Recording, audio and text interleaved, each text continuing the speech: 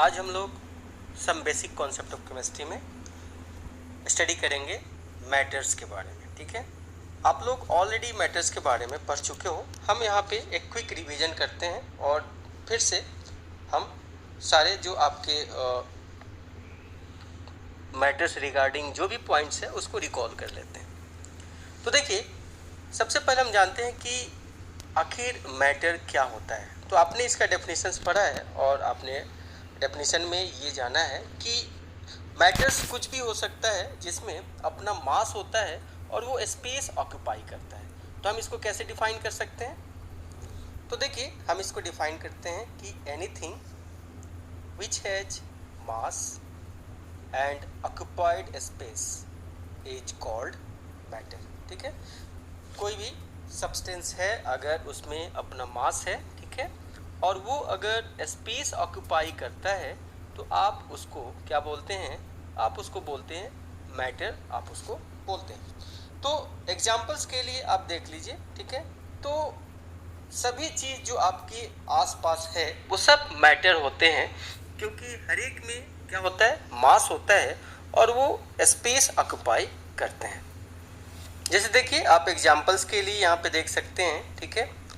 हमने आपको बोला कि जो भी हमारे आसपास है सब के सब मैटर हैं, ठीक है। जैसे आप एग्जांपल्स देखिए, बुक्स हो सकते हैं, पेन, पेंसिल, वाटर, एयर, सभी लिविंग बीइंग्स क्या होते हैं? सब के सबको हम मैटर बोल सकते हैं। तो देखिए, मैटर को आइडेंटिफाई करने का दो क्राइटेरिया आपके पास है। एक तो उसमें अपना मास होना चाहिए और दूसरा वो स्पेस ऑक्यूपाई करना चाहिए। तो इस तरीके से हम मैटर को डिफाइन करते हैं। चलिए, अब हम मैटर को क्या करते हैं? क्लासिफाई करते हैं अलग अलग कंडीशंस में।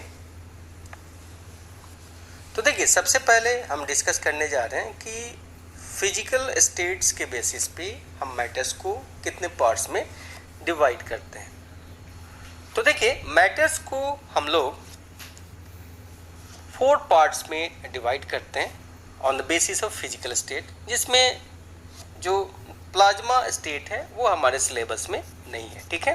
तो हमारे सिलेबस में क्या है? तो हमारे सिलेबस में है solid state, liquid state and gaseous state, ठीक है।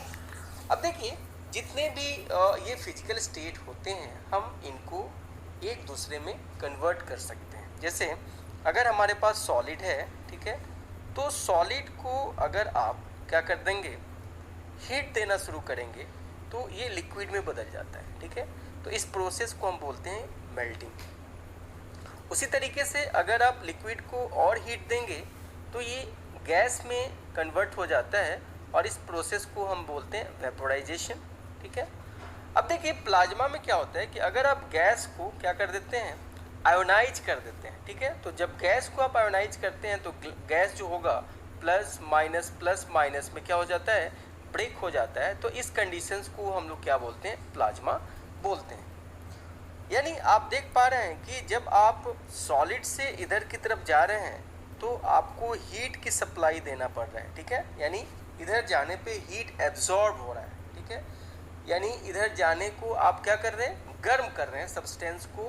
तो ये चेंज हो रहा है। जब आप सॉलिड को गर्म करते हैं, हीट देते हैं तो लिक्विड में, लिक्विड को हीट देते हैं तो गैस में, और गैस को और हीट देते हैं तो वो आयोनाइज हो जाके प्लाज्मा में चेंज होता है। लेकिन जब आप उल्टा रिवर्स अगर आते हैं तो अगर आप प्लाज्मा को डी आयोनाइज कर दें, ठीक है, तो वो गैस में बदल जाता है, ठीक है। और गैस को अगर आप कंडेंस करें, ठंडा करना शुरू कर दें, यानी उसके हीट को बाहर निकालना शुरू कर दें, तो इस प्रोसेस को हम लोग कंडेंसेशन बोलते हैं और ये लिक्विड में चेंज हो जाता है। उसी तरीके से लिक्विड को भी आप और ठंडा करना शुरू करो, आप उसको क्या करो कि उसके हीट को कम करना शुरू करो, तो वो उस प्रोसेस को हम लोग बोलते हैं फ्रीजिंग, और वो किस में बदल जाता है? सॉलिड में बदल जाता है। अब देखिए, अगर हमको सॉलिड, लिक्विड और गैस को आइडेंटिफाई करना है तो हम कैसे आइडेंटिफाई करेंगे, ठीक है। तो देखिए, यहाँ पे कुछ बेसिक इन्फॉर्मेशन आपको आना चाहिए।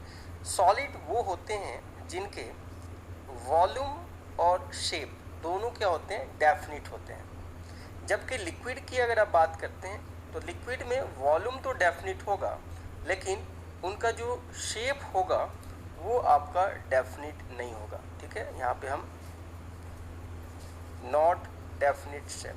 ठीक है, उसी तरीके से अगर आप गैस की बात करते हैं तो गैस में ना तो उनका वॉल्यूम डेफिनिट होता है और ना ही उनका शेप डेफिनिट होता है। तो इस तरीके से आप सॉलिड, लिक्विड और गैस को पहचान सकते हैं। ठीक है, इसके अलावा और भी बहुत सारे प्रॉपर्टीज होते हैं जिसके बेसिस पे हम लोग इसको पहचानेंगे, लेकिन उसको हम लोग स्टडी करेंगे जब हम लोग गैसेस स्टेट पढ़ेंगे, तो वहाँ पे एक बार फिर से हम लोग सॉलिड, लिक्विड और गैस के बारे में डिटेल्स में जानेंगे। अब देखिए, हम लोग मैटर को क्लासिफाई करते हैं। एक को हम लोग बोलते हैं इम्प्योर सब्सटेंस, जिसको हम लोग मिक्सचर्स बोलते हैं, और एक पार्ट को हम लोग बोलते हैं प्योर सब्सटेंस। ठीक है, जितने भी मिक्सचर्स होते हैं उनको हम लोग 2 पार्ट्स में कैटेगराइज करते हैं।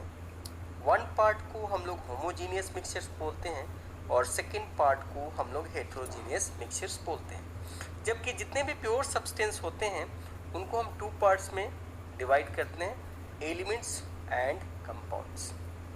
देखिए, जितने भी एलिमेंट्स होते हैं उनको हम लोग 3 पार्ट्स में डिवाइड करते हैं। ठीक है, कौन कौन से हैं? Metals, non metals and metalloids. जबकि जितने भी कंपाउंड्स होते हैं उनको हम 2 पार्ट्स में डिवाइड कर रहे हैं, organic compounds and inorganic compounds. अब